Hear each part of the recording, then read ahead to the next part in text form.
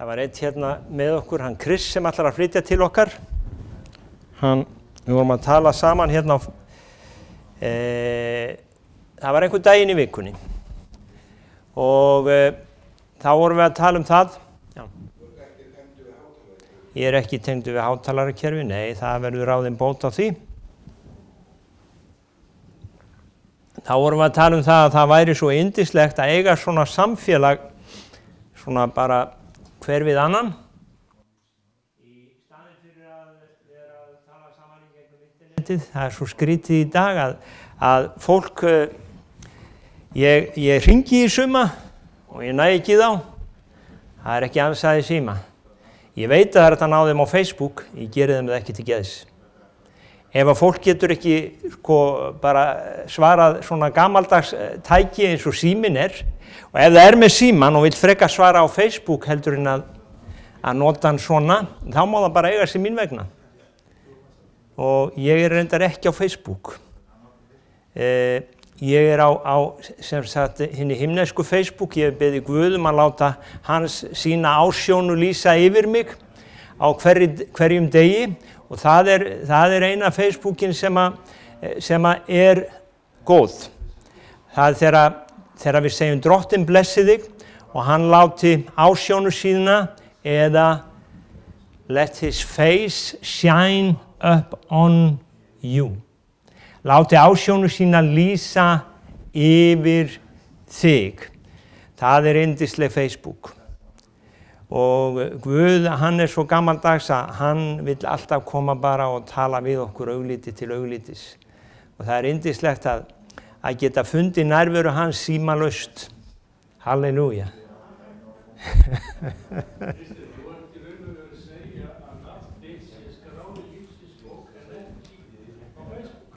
Amen. Þakka þér fyrir það. Takk fyrir það, alveg minn. Það má segja það. Að nafn mitt skráð í lífsins bók. Og kannski þurfum við að kynna lífsins bók á Facebook, þeir sem eru þar. Getið sett einhverja svona mynd og sagt, þetta lífsins bók, áttu nafn þitt hérna. Væri það ekki ágætt? En það búið að vera mikið að gera hjá okkur. Ég búin að vera með eiginlega 2 sjúklinga undanfarið. Það var þannig að þegar pabbi var á spítalanum að þá var Dísa á spítalanum líka. Þannig að ég fór niður á stofu 26 og náði hjólastól og svo fórum við rúllaði ég Dísin á stofu 40 og hvað það var 6 og þar sátum við hjá pabba. Þannig að þetta var svona, já, einstakur tími. Og Dísa bað kveðju, hún ætlaði að koma í gær, en svo var fóturinn eitthvað, hún var að veltaði fyrir sér, hún var í hnéaðgerð fyrir þá sem ekki vita. Það var verið að skipta lið og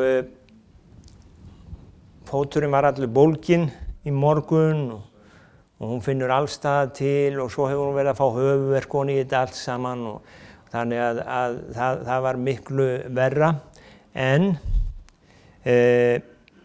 ég svo stoltur af henni að morgunni sem pabbi fór heim til himins þá sagði hún það kemur ekki annað til greina en að ég komi með henni á spítala, klæddi sig, fór í bað og við fórum saman og þannig hún þessi yndislega kona mín að hún sagði ég stend með þér, ég stend alltaf með þér.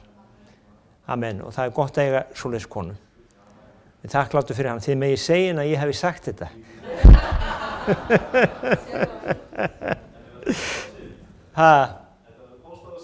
Já.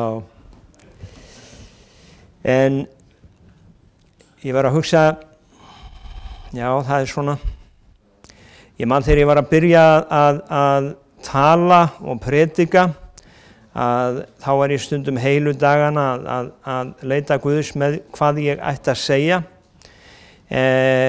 En því meira sem ég leita Guðs í seinni tíð hvað ég á að segja þá finn ég ekkert en það yfirleitt að hann tala til mín annarkvort þegar ég í baði eða þegar ég út í bílskúr eða þegar ég að gera eitthvað annað að þá veit ég, já, þetta það sem Guð vill að ég tali núna.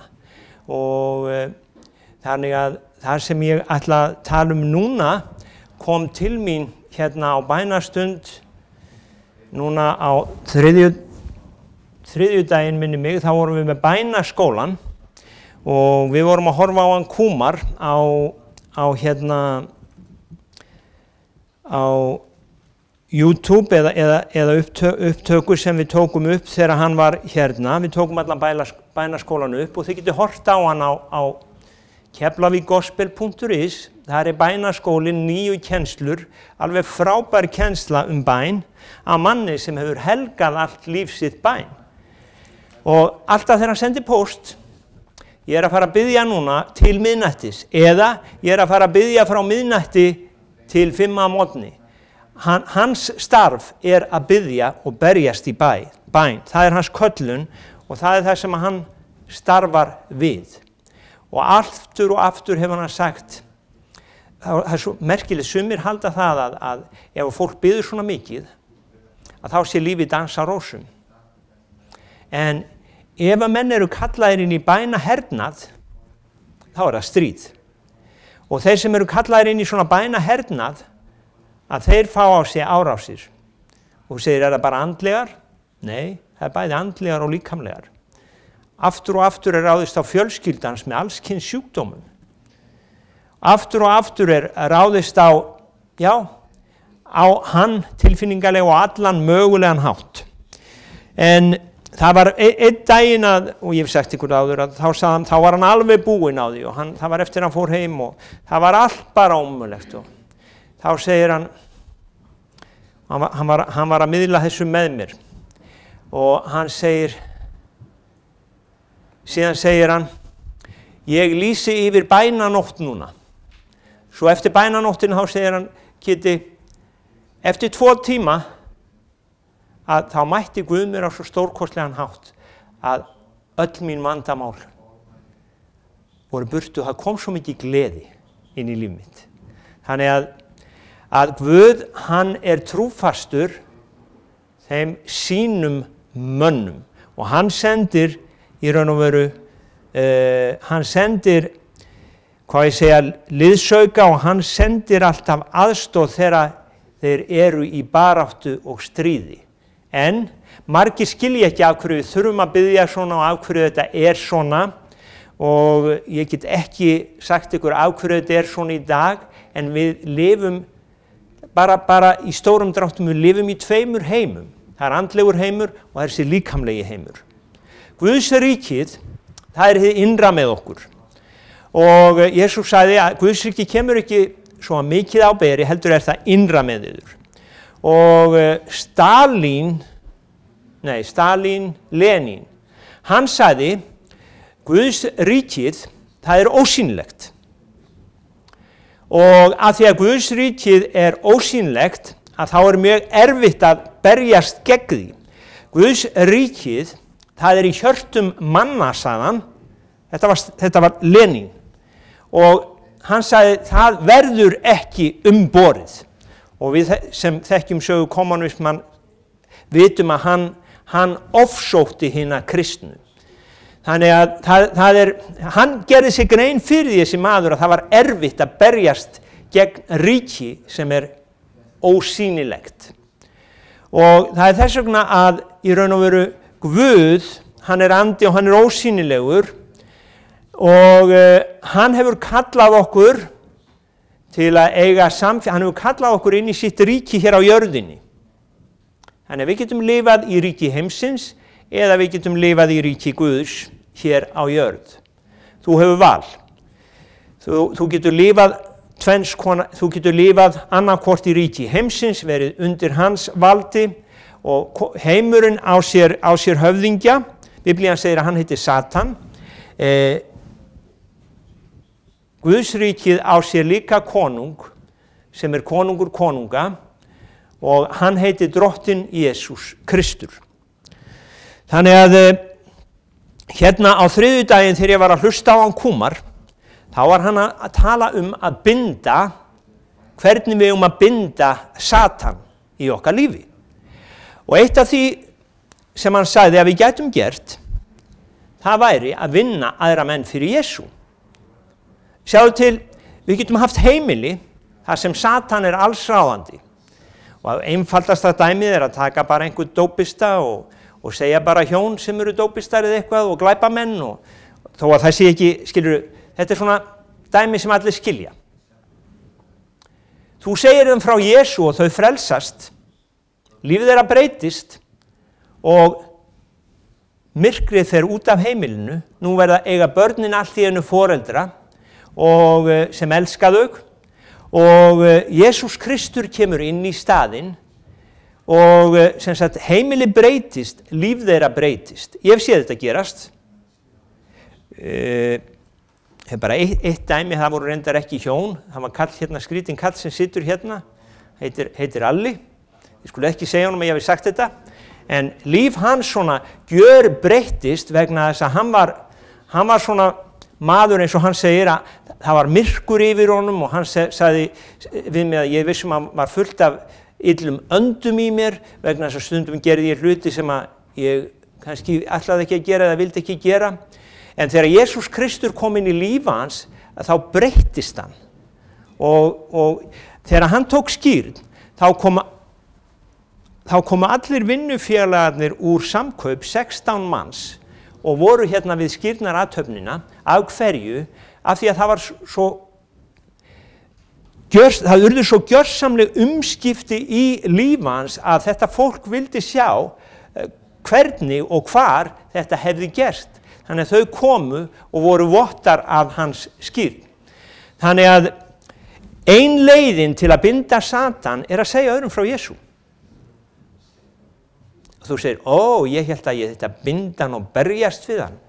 Nei, ein leiðin bara að gera það sem Guð sagði þér að gera, segja öðrum frá Jesú. Og ef að fólk tekur á móti Jesú, þá kemur Guðsríkið inn, Satan bundinn, hann verður að fara. Ef að þú játar Jesú sem drottinn, þá verður Satan að fara út úr þínu lífi.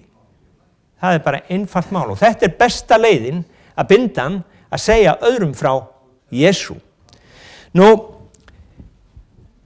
þegar ég var kannski að hugleiða þetta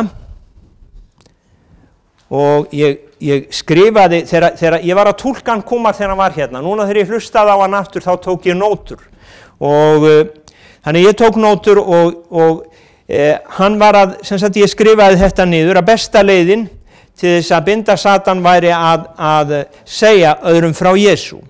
Og allt í einu var ég minntur á boðskap sem að ég hef predikað hérna London í kirkjunni og allir segir að enginn hafi heyrt nema ég og hann og það eru þessi köllin 4 að það eins og má segja að það yfirskrift þessara kirkju, það okkar verkskipun að við erum kölluð til Krists, það fyrsta kallið og við eigum að kalla aðra menn til Krists, það fyrsta kallið. Númer 2 að fólk þarf að það kallað til að vaksa eftir að það komið til Krists. Og númer 3 þá það kallað til að þjóna, 4. lagi þá það kallað til að fara með boðskap Krists. Og mig langar að lesa hérna fyrir ykkur úr, nú ætla ég ekki endilega að fara í gegnum þetta eins og ég fer vanlega í gegnum þetta, ég ætla að lesa úr Kólósubréfinu, hérna nokkur vers, Kólósubréfið 2. kafli, 1-5. Og hér Páll postuli að tala, og hann segir, ég vil að þér viti hversu hörð barátta mín vegna yðar og þeirra í Laódíkeu og allra þeirra sem ekki hafa séð mig sjálfan. Ég vil að þér viti hversu hörð barátta mín vegna yðar og þeirra í Laódíkeu og allra þeirra sem ekki hafa séð mig sjálfan. Hér Páll að tala baráttu í bæn. Hann að berjast í bæn fyrir fólki sem hann þekkir. Af hverju hann að berjast í bæn fyrir fólki sem þegar búið að taka á móti Jesú Kristi? Við skulum lesa það. Svo segir hann, mig langar að þeir uppörfist í hjörtum sínum, sameinist í kærleika. Mig langar að þeir uppörvist í hjörtum sínum, sameinist í kærleika. Úps, hérna hann að tala við kirkju. Getur verið að fólk sem búið að taka á móti Jesú Kristi, byrja að ganga með Jesú Kristi, að það sé ekki sameinað í kærleika? Þekkið einhvern? En þetta bænans, hann berst í bæn fyrir því að fólk sem hefur gefið Jesú Kristi líf sitt, að það sé sameinað í kærleika. Og við þekkjum, ef við lesum lærisveinana, þá sjáum við að þeir voru stundum að gefa hver öðrum olnbogaskot og einn vildi vera meir en hinn og Jesús, af hverju gerur þetta fyrir þennan en ekki fyrir mig og svona. Þannig að við sjáum að lærisveinarnir voru mannlegir, reyndar voru þeir ekki frelsaðir þegar þeir gengu með Jesú Kristi. Það ekki fyrir eftir upprisu Jesú Krist að þeir frelsast, en þeir voru gyðingar og þeir voru svona mitt á milli sáttmála. En mig langar að þeir uppörvist í hjörtum sínum, sameinist í kærleika, auðlegð þeirra samfæringar og skilnings sem veitir þekkinguna á leyndardómi Guðs Kristi, en í honum allir fjársjóði spekinari og þekkingarinnar fólnir. Þetta segir til þess að enginn tæliði með áráðustalið, því að ég hjá þér í andanum, þótt ég sé líkamlega fjarlægur, og ég horfi með fögnuð á góða skipan og festu í þar í trúnni á Krist. Mér langar að þið sjáu hérna, síðasta versið, að hann að horfa á kirkju, þar sem festa, þar sem skipulag, þar sem fólk hefur tekið trú sína alvarlega og það ákveðið að fylgja Jesú Kristi. Þannig að þetta kirkja sem kristin og hann að tala til þeirra og hann að segja að hann sé að berjast fyrir þeim. Og hann segir að ef við bökkum, að hann þráir að þeir öðlist gjörvalla auðlegð. Hann kallar þetta auðlegð að hafa samfæringu og skilning. Hann að tala samfæringu og skilning og sem sagt, hann að tala samfæringu og skilning á því hver Jesús Kristur Og þá bökkum við aðeins og við segjum, við erum kölluð til Krists og við erum að tala að binda Satan. Og margir koma til Krists, margir frelsast, en þeir kynnast Kristi aldrei betur. Þeir þekkja hann sem frelsara, og þeir eru svona, já, teknir inn í Guðs ríkið, en svo búið, já, ég frelsaður, ég frelsaðist fyrir 50 árum, amen, halleluja. Og hvað með það? Hvernig þekkjuru Krist? Já, ég bara frelsaður, hann frelsaði mig og þá var svo dýrlegt þegar ég frelsaðist. Jú, það gott að það var dýrlegt þegar þú frelsaðist, en það að þú ert frelsaður að þú var sóttur inn í ríki óvinarins og þú var dreginn út og þú var settur á öruggan stað. Og síðan ætlast til þess að þú verður af þér, að þú verður nýtur þegn í þessu nýja ríki.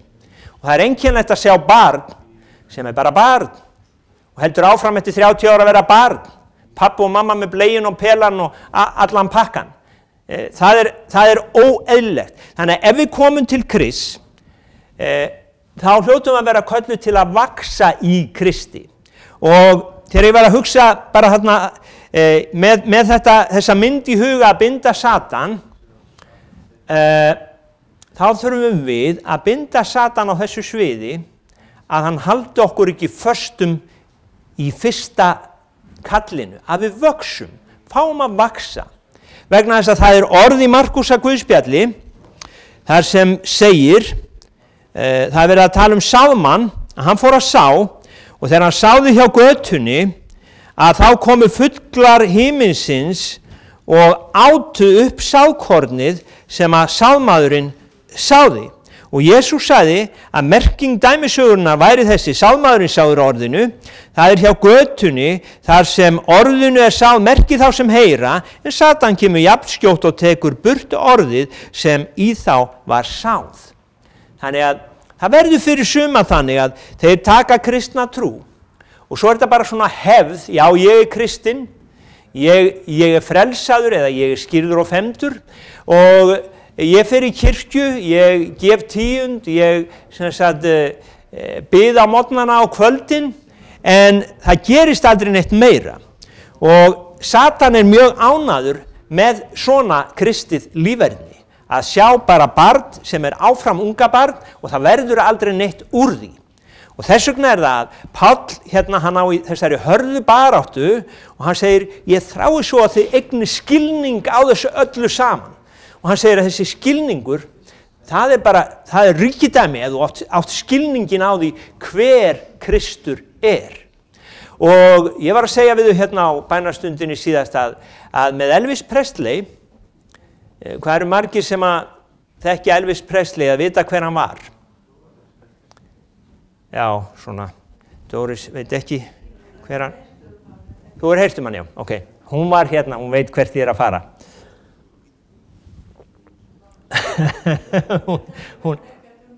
Nei. Flestir vissu svona hver Elvis Presley var og flestir sem sagt aðdáendur hans, þeir töldu sig vita allt hann, þeir vissu hvernig hann klæddist og vissu svona hvernig hann kom fram á tónleikum og allt þetta og lásu allt hann sem þeir mögulega gátu, en það voru mjög fáir sem áttu samfélag við Elvis Presley. Ég á 2 DFD diska af mönnum sem spiluðu með honum og þar segja þeir sögun hans og Elvis hann átti móður sem var hvítasunukona og hann var uppalinn á heimili sem sagt í kristinni trú og hann elskaði að fara á samkomur með mömmu og hann sem sagt elskaði gospel tónlist og eftir að hann var orðinn frægur að þá hélt hann áfram að elska gospel tónlist. Og ég get sagt ykkur að það var eitt skipti að Elvis átti að koma fram í sjónvarpi og hann átti að syngja ákveðin lög og hann sagði ég ætla að syngja Peace in the Valley fyrir mömmu og stjórnandi þáttarins sagði hann sko ef þú ætlar að gera það sem sagt nei þú getur ekki gert það við viljum ekki kristin lög inn í þennan þátt. Þá sagði Elvis ef ég syngi ekki þetta lag að þá kem ég ekki fram í þessum þætti og þar við satt og þannig var hann oft á tíðum. Eftir tónleika að þá fóru þeir upp á hótelherbyggi og þeir spiluðu oft langt fram eftir nóttu gospellög af því hann elskaði gospellög og stundum á miðjum tónleikum þá kom allt í einu þú mikli Guð sem manninn skapað hefur.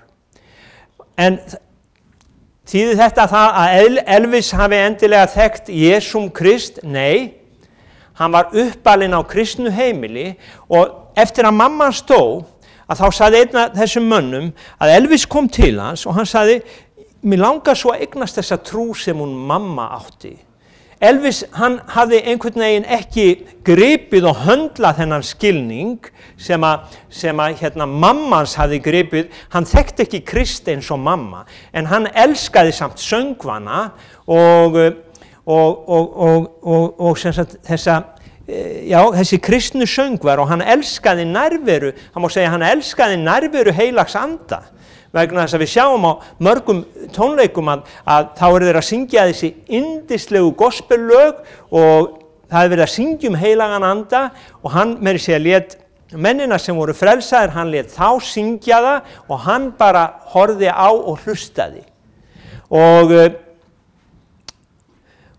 það sem ég ætlaði að segja, nú er ég komin aðeins svona pínlítið á undan mér, en Elvis hafði ekki þennan skilning, hann elskaði samt Jesú á vissan hátt, á sinn hátt. Eins og margir sem sagt, töldu sig þekkja Elvis, að þá eru það nokkrir menn sem þekkt hann, sem að ég hlustaði á, þeir voru með honum. Þeir sem sagt, vissu hver hann var og hvaða mann hann hafði að geyma. Og það er eins með þetta að það sem Páll er að segja, að hann þráir svo að við þekkjum Krist og að við fáum að vita hvaða mann hann hefur að geyma. Kristur hann er maður líka, hann er mannssonurinn, hann sem sagt, hann kom til jarðar, Guðssonur, gerðist maður og fer sem mannssonurinn til himins aftur, hann tekur sér stöðu með okkur sem eiginmaður okkar. Og það sem Páll að segja hérna, hann þráir svo að kristi fólk öðlist þennan skilning að það þekki ekki bara Jesú eins og flesti þekktu Elvis, heldur að við fáum að eins og að vera með honum. Og ég ætla að lesa Markús 3, og nú erum við að tala fyrsta kallið, lesa Markús 3:14, þar segir að hann skipaði 12 skyldu vera með honum. Hann skipaði 12 skyldu vera með honum. Og þessi 12, þeir kynntust Jesú af því að þeir voru með honum í 3 ár. Þeir voru með honum á hverjum degi. Þeir þekktu hann og sem sagt, vissu oft kannski hvernig hann myndi bregðast við. Og hér segir, hann skipaði 12 skyldu vera með honum að hann gæti sendt út að predika. Það segir hérna að hann sendir þá sem hafa verið með honum. Þannig að við förum ekki í háskóla til að kynna Krist, við verðum að vera með honum til þess að geta kynnt hann. Ef þú fer í háskóla þá lærirðu allt Krist, kirkjusöguna það, en þú verður að hafa verið með honum ef þú ætlar að segja öðrum frá honum. Þessir menn sem voru með Elvis, þeir gáfu mér nýja mynd af Elvis sem ég hafði aldrei vitað áður. Og það voru vídeó af þeim saman þarna upp á hótelherbergi og alltaf voru þeir að syngja Jesú. Og þannig að ef við ætlum að segja öðrum frá Jesú, hér segir að hann sem sagt, útvaldi þá til þess að vera með sér svo að hann geti sendt þá.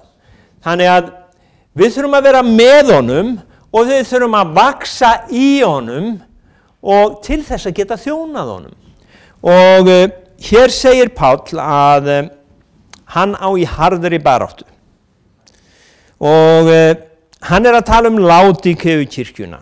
Ég talaði aðeins Laodíkeukirkjuna hérna á bænastund og Laodíkeukirkjan, ef við förum í opinberunarbókina, þá hafði hún svona sérstakt einkenni. Laodíkeukirkjan, hún sagði, ég ríkur, ég þarfnast einskis. Og svo lesum við aðeins áfram, það var einhver náungi fyrir utan Laodíkeukirkjuna og hann var að banka á dyrnar, hann fekk ekki að koma inn. Og hann segir, sjá ég stendur dyrnar og kný á. Ef einhver heyrir röst mína, þá opnar hann fyrir mig. Þessi einhver var Jesús Kristur upprisinn. Hann stóð fyrir utan kirkjunni í Laodíkeu og hann fekk ekki að koma inn. Af því að Laodíkeumenn, þeir höfðu þetta allt. Þeir voru svo ríkir og auðugir að eigin sögn. Og ég hef hugleitt þetta með Laodíkeukirkjuna og það sem ég get séð samsvörun í dag að Laodíkeukirkjan svona entertainmentkirkja. Og þegar ég segi entertainment þá það á íslensku skemmtunarkirkja, það allt svo gaman þar. Og ef það ekki gaman á samkoma þá fara allir hryggir heim. Ef þeir hefðu komið að svona samkomu þar sem var bara einn píanóleikari og ekkert stuð, að þá hefðu bara farið hryggir heim. Af því að lofgjörðin innan gæsalappa var ekki nógu góð. Kristur fyrir utan og þeir eru með svona skemmtikrafta sem leiða þá í lofgjörð og þetta á alltaf að vera svo yndislegt og fínt. Og ef að lofgjörðin ekki nógu góð eða predikarinn ekki nógu frægur, þeir spyrja hver á að predika í dag og ef hann ekki nógu frægur þá ekki víst að ég fari í dag af því að þá bara þessi og hann svo leiðinlegur og Laodíkeukirkjan kirkja sem heldur sig hafa allt af því það svo flott, það svo margir sem koma á samkomu en Kristur fyrir utan. Og hér Páll, hann að berjast, hann segir, ég á í harðri baráttu vegna þeirra í Laodíkeu, vegna þess að ég vil að þeir kynnist Kristi, ég vil að þeir hleypa honum inn, ég vil að þeir sem sagt séu með honum. Og þetta svo mikilvægt systkini að kristindómurinn, hann snýst að vera með Jesú Kristi, eiga samfélag við hann. Og þetta ekki boðið að bönn, annarkvort viltu þetta eða viltu þetta ekki, það enginn að neyða þig til þess. Hann kallar þig, Þú þarft ekki að skríða upp tröppur eða skríða niður tröppur. Hann kallar þig til þess að fylgja sér. Þú tekur ákvörðun. Ef þú tekur þessa ákvörðun, segir hann, að þá þarft að taka upp minn kross til að fylgja mér. Og það þýðir það að ég þarf stundum að segja nei við sjálfan mig ef ég ætla að fylgja Jesú. En ef ég elska Jesú mjög mikið, eins og ég elska konuna mína, að þá finnst mér stundum að gaman að fara með henni þar sem mér þykir leiðinlegt að fara. Og vitið það að það verður létt að fylgja Jesú ef við elskum hann nógu mikið, skiljiði. Að, ég með líka segja konunum minni þetta, það verður létt að fylgja honum ef við elskum hann nógu mikið. En hvernig getum við elskað einhvern án þess að kynnast honum? Sér margir halda, margir eru ástfangnir í dag og af því að þessi kona, hún svo flott og ég meina hárið og allt það, ég bara ræð mér ekki og ég tala nú ekki varalitinn og make-upið og þetta og ég bara elska þig, segja menn, ekki ég. En sjáðu til, þetta ekki kærleikur. Svo ferð að búa með þessari konu. Þið þekki söguna. Þannig að þetta að vera ástfangin ekki endilega elskað. Ástfangin að hrífast af einhverjum. Og það yndislegt og ég sagði daginn að konan mín, hún hrífur mig ennþá. Mér fannst hún falleg þegar ég giftist henni. Og hún stóð alveg undir öllum væntingum og gerir það ennþá.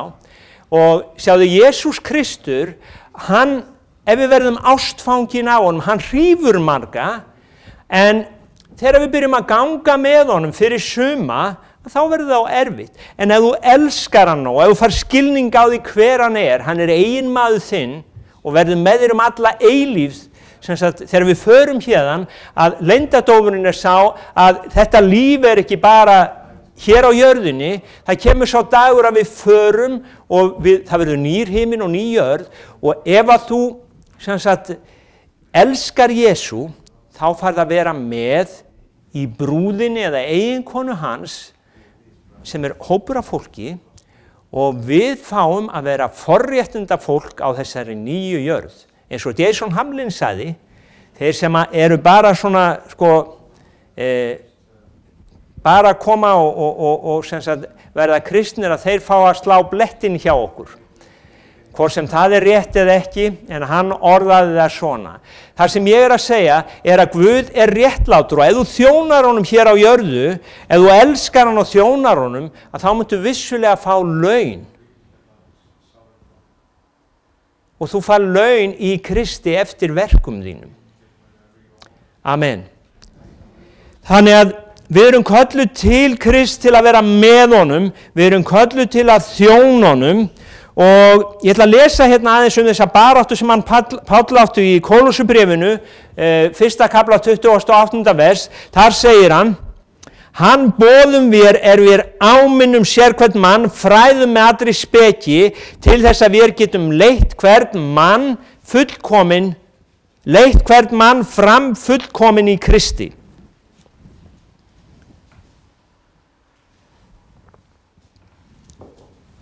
Ég veit ekki ef þið hafið, það alls konar þjálfarar til, það til söngþjálfarar, íþróttaþjálfarar og þegar einhver sér einhvern með góða hæfileika söngrödd eða eitthvað þá vill hann leggja mikið á sig til þess að ná fram öllu sem þessi persóna getur í raun og veru gefið.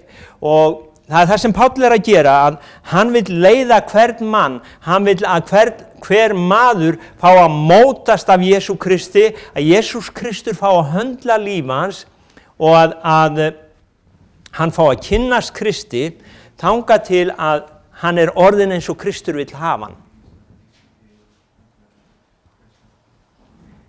Þannig að það var það sem Páll var að gera og hann var að berjast fyrir þessu vegna þess að þegar við tölum að vera kristinn, þá það ekki bara að vera kristinn hérna á jörðinni, við erum að tala alla eilíðina. Þannig að það skiptir máli hvernig í raun og veru lífi við lifum þegar við förum hérðan, þá komum við inn í annan heim. Þar Guð konungur, Guð faðir og Kristur konungur, og við byrjum að þjóna þar með þeim þroska sem að við eignuðumst hér á jörðinni. Þannig að við erum kölluð til Krists, við erum kölluð til að vera með honum, við erum kölluð til þess að þjóna honum, til að vaksa í honum. Hann vill fá að móta líf okkar, hann vill fá að vera sem sagt, hann segist vera bróðir okkar, Guð sé faðir okkar, og hann vill að við þjónum honum. Og eitt í sambandi við að þjóna honum, ég sagði að við getum ekki farið nema við höfum verið með honum, og það eins með að þjóna honum að þú þjónar í raun og veru í honum. Þú þjónar í hvíld. Flest trúarbrögð eru þannig að þú ert að reyna að gera eitthvað til að þóknast þínum Guði. Hérna ertu búin að fá þinn Guð inn í hjartað og hann eins og svona uppspretta fyrir þig, og þú bíður eftir því að það komi eitthvað frá þessari uppsprettu sem þú gefur öðrum, og þú ert í hvíld. Og vitið það að ef þið sjáuð einhvern sem að geislar af Jesú, að hann þarf í rauninni ekki að segja þér neitt, þú finnur fyrir nærveru Guðs í líf hans. Og þegar við komum til Jesú Krist, þá komum við inn í hvíldina. Þess vegna það að við höfum ekki hvíldardag í kristinni trú, vegna þess að þegar við komum til Krist, þá komum við inn í hvíldina. Hvíldardagurinn var hvíldardagur gyðinga, en þegar við komum til Krist, þá kemur hvíldin í Kristi í staðinn. Og dagur drottins verður sá dagur sem uppreisudagur Jesú Krist, þar sem við lofum hann, tilbiðjum hann, og færum honum lofgjörðar fórn. Þannig að þegar við þjónum honum, þá þjónum við honum í hvíld. Jesús sagði, komið til mín, allir þér sem erfiði hafið, þungar byrðar, og ég mun veita þér hvíld.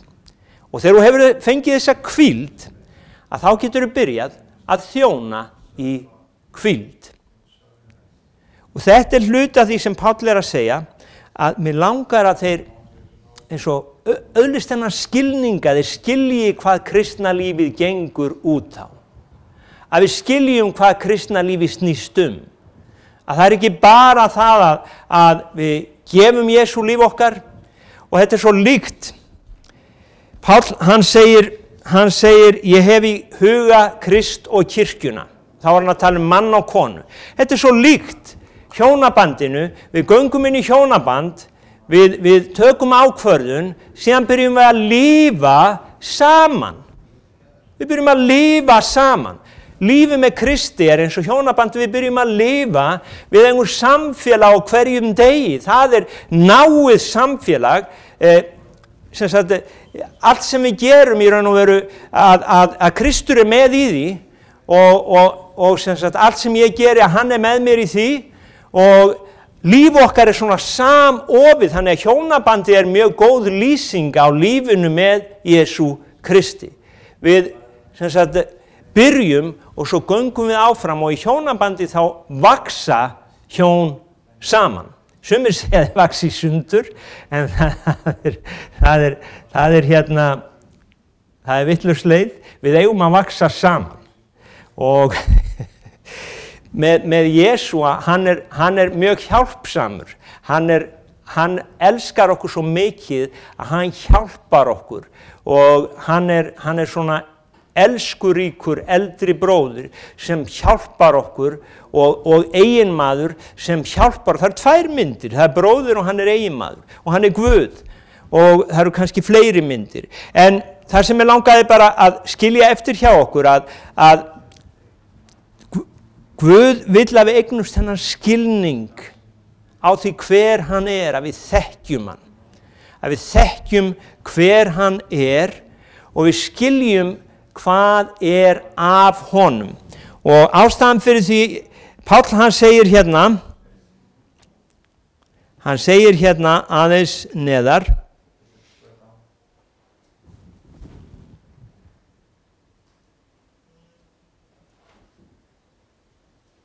Hann segir, þetta segi ég, já, það er vers 4, þetta segi ég, Kólossarbréfið 2:4, þetta segi ég til þess að enginn tæli yður með áróðurstali.